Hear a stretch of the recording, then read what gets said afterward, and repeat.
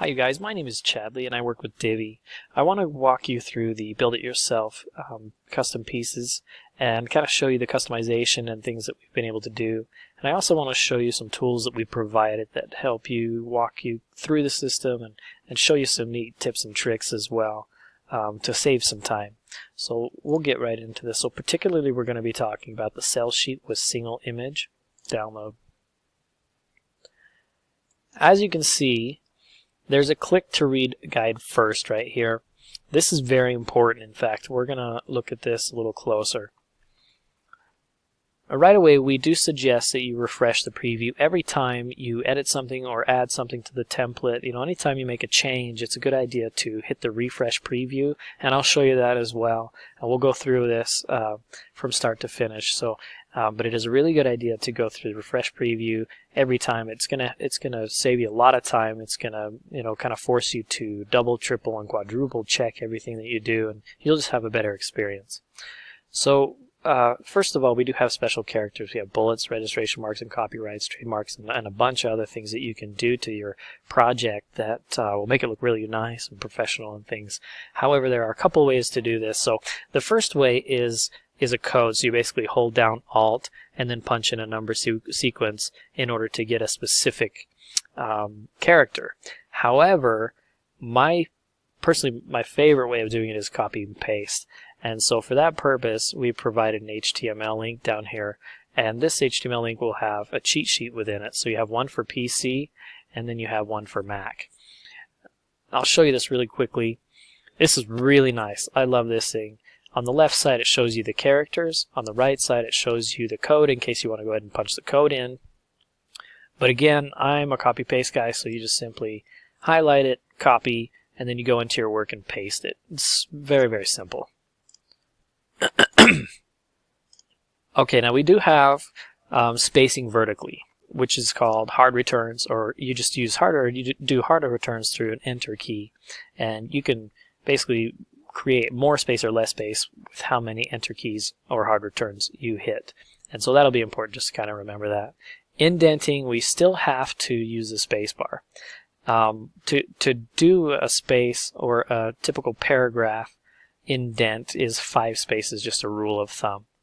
We also need to point out the character limit within this. There is a 750 max character limit in this sheet. You're just going to run out of space. And we went ahead and did a couple screen grabs right here so we can show you the best way to get a character count is to copy paste your work into a Word document. This Word document will have a character count down here, or you can simply click on an icon, and that icon will also show you a little more in depth. My version of Word has the character counter right down here. So we're also going to discuss this image selector. The image selector is, you'll see like a blue box that surrounds the image that you have selected. To unselect, you simply click on the box that is selected and it'll unselect. You'll see that blue box behind it go away. So let's go into this and I'll show you how to basically build one of these.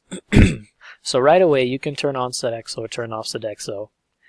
And you can also change your background. I'll change that to blue really quickly so you can see how it changes quite rapidly actually. One thing I do want to point out is your header will always be centered within this blue box. You can see how that's perfectly centered in there. It looks pretty good, so it won't be left or right, it will be center every time.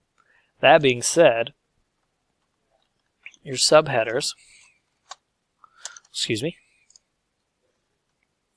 will be center on this particular sheet, as well as the body. Your body will be center as well. So that's going to be very important to remember as you go through your work and you build your work in here.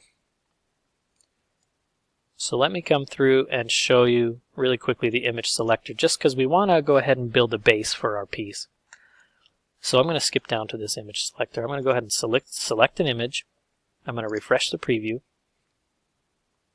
And you can see how that image shows up right there. It looks really good.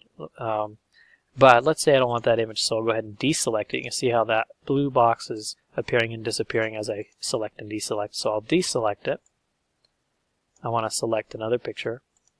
And perhaps you want to download. You have the ability to download as well, but you go ahead and select a picture. Refresh.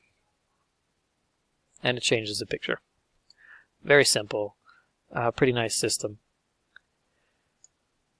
So I'll highlight a couple more things in here. We do have the option of bolding, italicizing, and things within this box.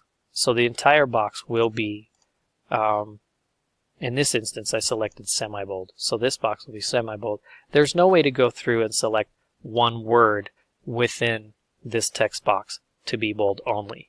It's either all or nothing within this box, and the same with this box as well. So within that copy body, it will all be pretty much all or nothing. There's no way to go in and select one word that will highlight and be bold or italicized. So do keep that in mind as well. So you can change your sizes. I want to show you that cheat sheet for the characters and things. This is a good spot to do it, and obviously you might have more than likely have some type of copyright mark that you're going to put in here. So we'll go back to this link. I want to find our copyright mark, our register mark. We'll use a register instead. And I simply copy and pasted it. Made the change, so let me refresh preview. And there it is. Very simple. We'll do some spaces. 1, 2, 3, 4, 5.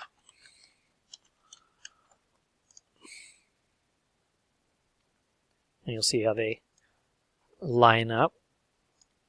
I also want to show you on this particular one you can change your color.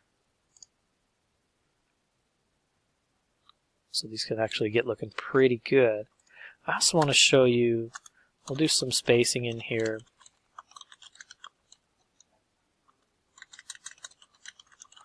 I'm going to show you how to do some bullets. So it's the same way. You simply click on your link for your cheat sheet, find your bullets. There's a bunch of bullets in here. I think there's another area, but here's the most common. We'll use that one for the sake of the video. I made those changes, so I want to refresh. And look how good. It looks beautiful. You got some bullets in here. We've got some text moved over, just to show you that they can move over. And so far it's looking pretty good. So let's